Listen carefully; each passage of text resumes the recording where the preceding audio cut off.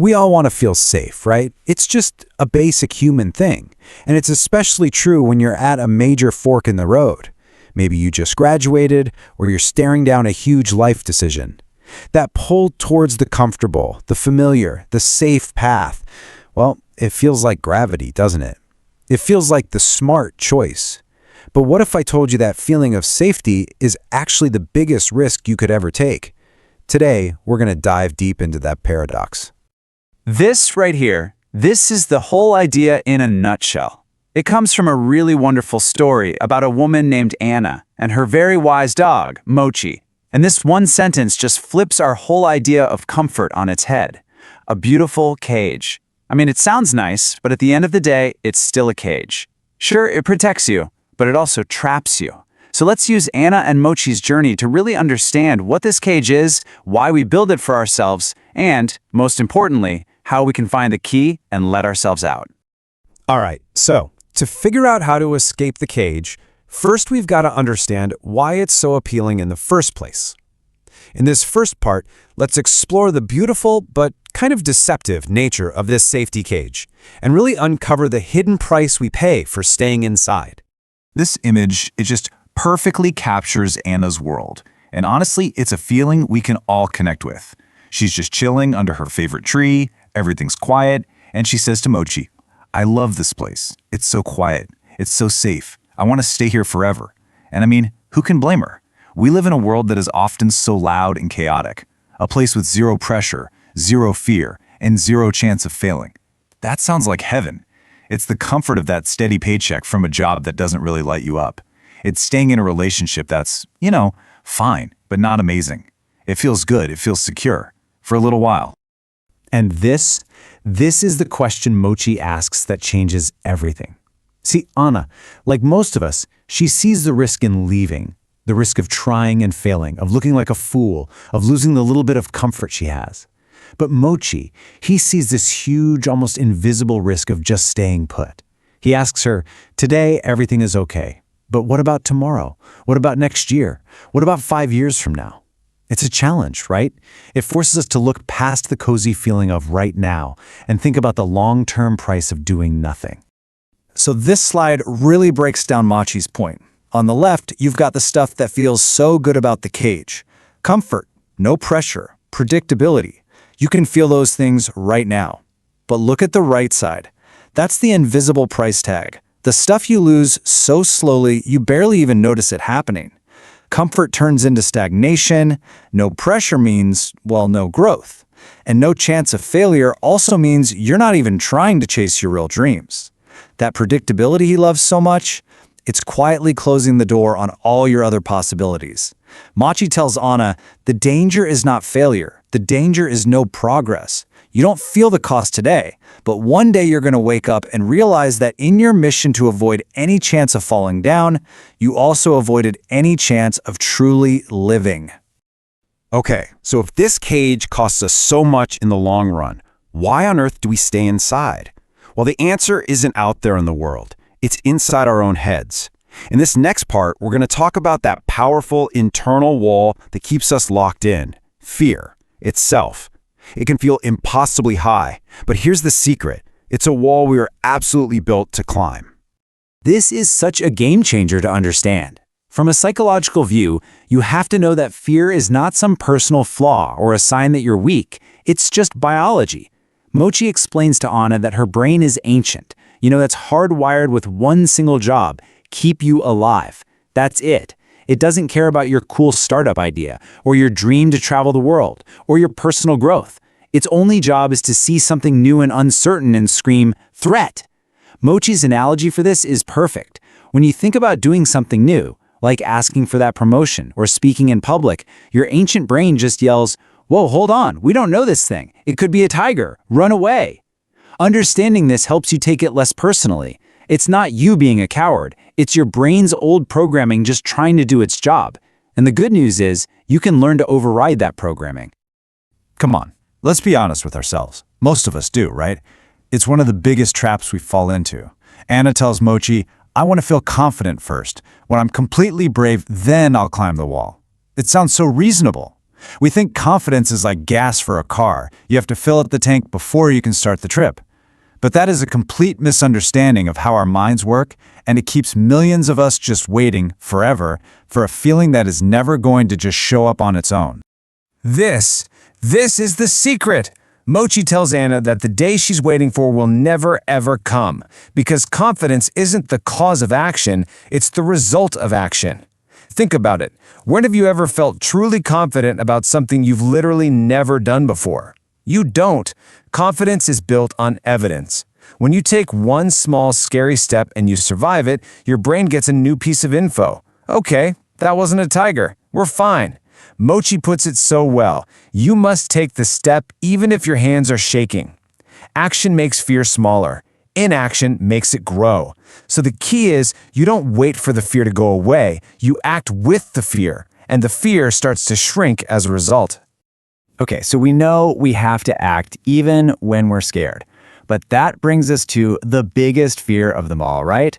What if I act and I fail? This is the question that keeps that cage door bolted shut from the inside. So in this section, we are going to completely change our relationship with failure. We're going to stop seeing it as this enemy we have to avoid at all costs and start seeing it as a necessary and maybe even a welcome part of the whole process. This quote from Mochi is a huge mental shift. Our culture basically teaches us that success and failure are two totally different places. You're either in one or the other, but that's just wrong. They're not opposites. They're on the same road. Success is the destination, and failure is just the pavement you have to drive on to get there. There's no other route. Every single success story you've ever admired is built on a massive foundation of mistakes, mess-ups, and lessons that were learned the hard way. Mochi uses this amazing analogy to explain it. A baby learning to walk.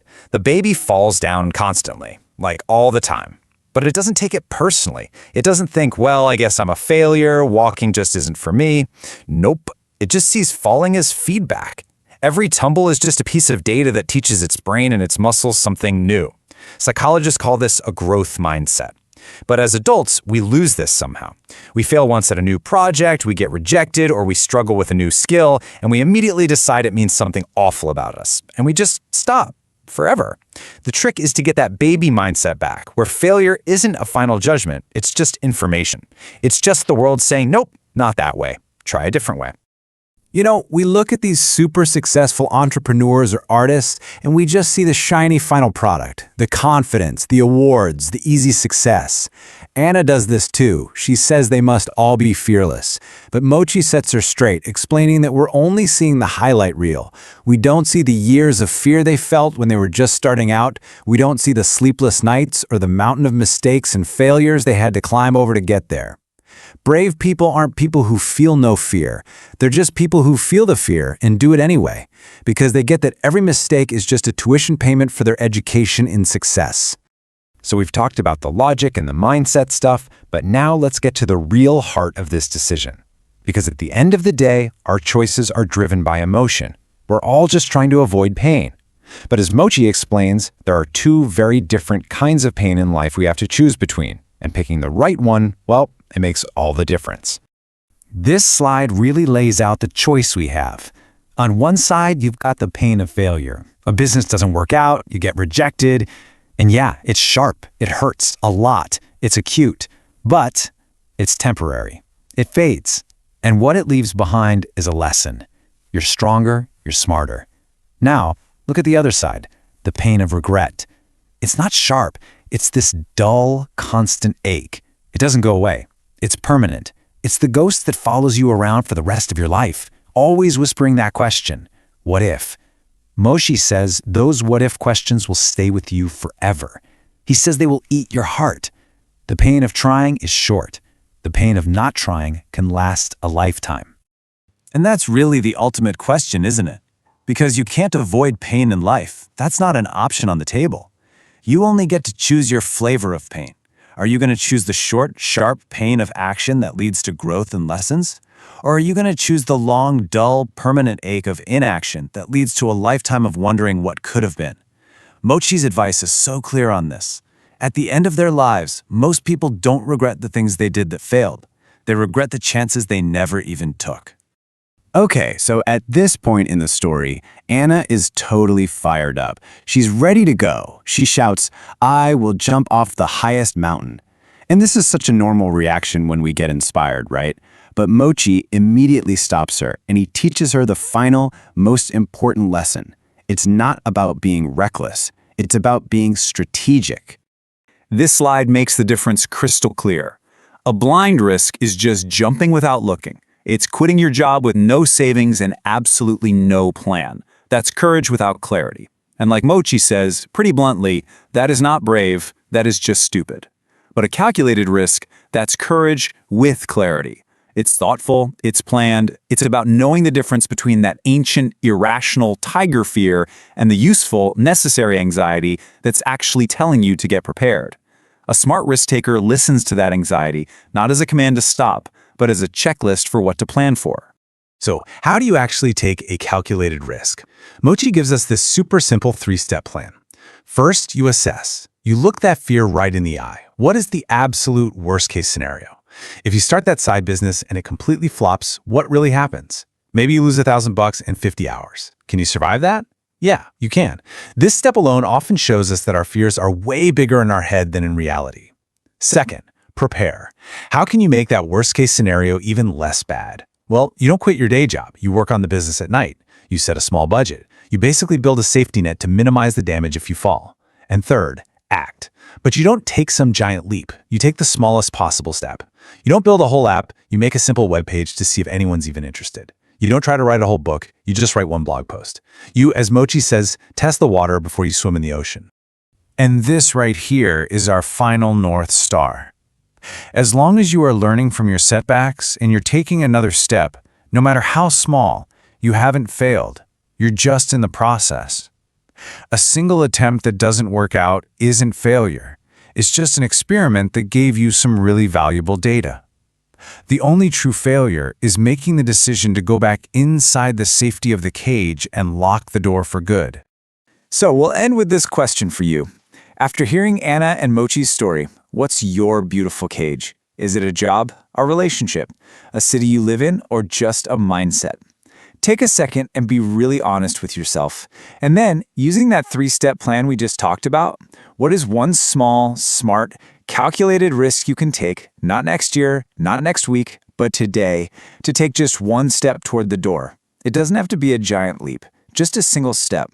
Because as Mochi taught us, the moment you take that first step, your whole life begins to change. Thanks for listening.